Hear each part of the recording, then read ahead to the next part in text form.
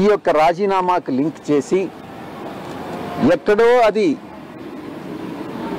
జగన్ గారికి తగిలింది కాబట్టి విజయసాయిరెడ్డి రాజీనామా చేస్తున్నాడు అన్నటువంటి విషయాన్ని కొన్ని ఛానల్స్ చెప్తా వస్తూ ఉన్నాయి. నేను ఒక్కటే చెప్తా ఉన్నా, మా వియంకుడు నా క్లాస్మేట్ బీకాంలో. ఆ తర్వాత ఆయన వ్యాపార రంగంలోకి వెళ్ళిపోయాడు, నేను సిఏ చార్టెడ్ అకౌంటెంట్గా వెళ్ళిపోయాను.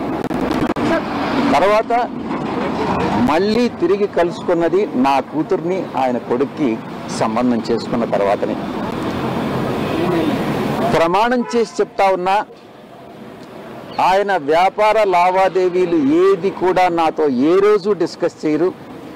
వాళ్ళకి ఎన్ని ఫార్మా యూనిట్స్ ఉన్నాయన్నటువంటి విషయం కూడా నాకు తెలియదు.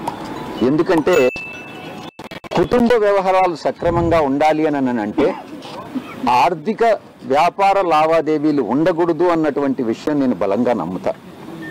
వాళ్ళు ఏం చేస్తున్నారు, వాళ్ళ వ్యాపారం ఏంటి, దాంట్లో జోక్యం చేసుకోవడం అన్నటువంటిది మంచిది కాదు అన్నటువంటి ఒకే ఒక సిద్ధాంతంతో నేను ఏ రోజు కూడా భగవంతుడి సాక్షిగా చెప్తున్నాను, వాళ్ళ వ్యాపారాల గురించి నాకు తెలియదు, తెలుసుకోదలుచుకోలేదు, భవిష్యత్తులో కూడా నేను జోక్యం చేసుకోను.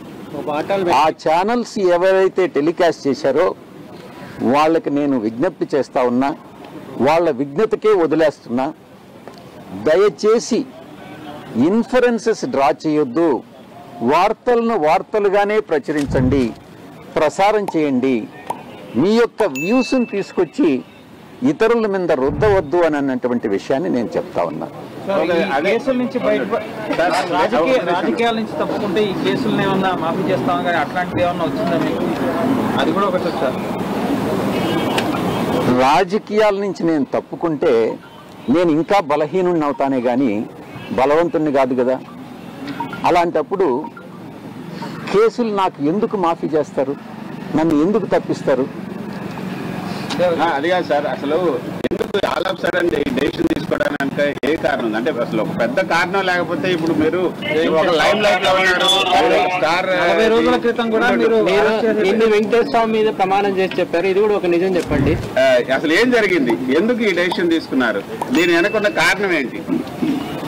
నేను ఇప్పుడే మీకు చెప్పా, నేను అబద్ధాలు చెప్పను అని. నిజం చెప్పండి. నిజం చెప్పండి. అంటే నేను అబద్ధం ఇప్పటి వరకు అబద్ధం చెప్పాను అర్థం? నిజం చెప్పండి. ఇప్పటి వరకు అబద్ధం చెప్పానన్నా ఏ ఛానల్ నుంచి? ఇదొకటి నిజం చెప్పండి. కారణాలు ఏంటి? అంటే ఇప్పటి వరకు అబద్ధాలు చెప్పాను, ఇదొక్కటి నిజం. వెనకాల ఉన్నటువంటి నిజమైన కారణాలు ఏంటి? పూర్తిగా వ్యక్తిగతం.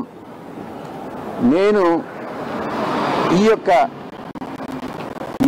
ఏ పరిస్థితుల్లోనే అయితే నేను రాజకీయ జీవితంలో నేను ప్రవేశించానో అప్పటి పరిస్థితులు వేరే, ఈ రోజు ఉన్నటువంటి రాజకీయ పరిస్థితులు వేరే.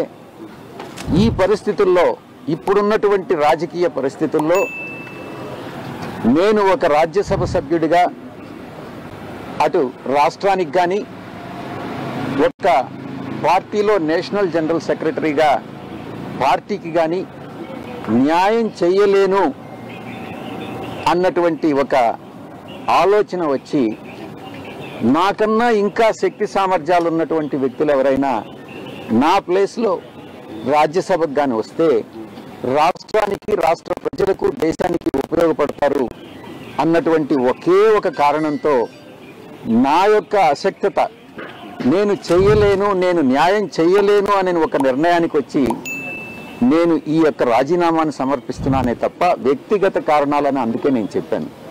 ఎవరి మీద కోపం లేదు, ఎటువంటి ప్రెషరు లేదు, ఎటువంటి అన్డ్యూ ఇన్ఫ్లుయెన్స్ లేదు. ఈ యొక్క పూర్తిగా వ్యక్తిగతమైనటువంటి నిర్ణయం తీసుకోవడం జరిగింది. ఎవరైనా ఒక్కొక్కరు మా పార్టీకి ఇప్పుడు నేను ఇంకా కూడా రేపు రిజిగ్నేషన్ సబ్మిట్ చేసేంత వరకు కూడా వైఎస్ఆర్సీపీకి ఇంకా కూడా సభ్యుడిని, రాజ్యసభకు మాత్రమే రాజీనామా చేశారు. 11 మంది శాసనసభ్యులు మాత్రమే ఉన్నారు. 11 మంది శాసనసభ్యులతో నేను చేసినటువంటి రాజీనామా వల్ల కూటమి లబ్ధి పొందుతుందే కానీ వైఎస్ఆర్సీపీ లబ్ధి పొందదు. ఈ విషయం అందరికీ తెలుసు.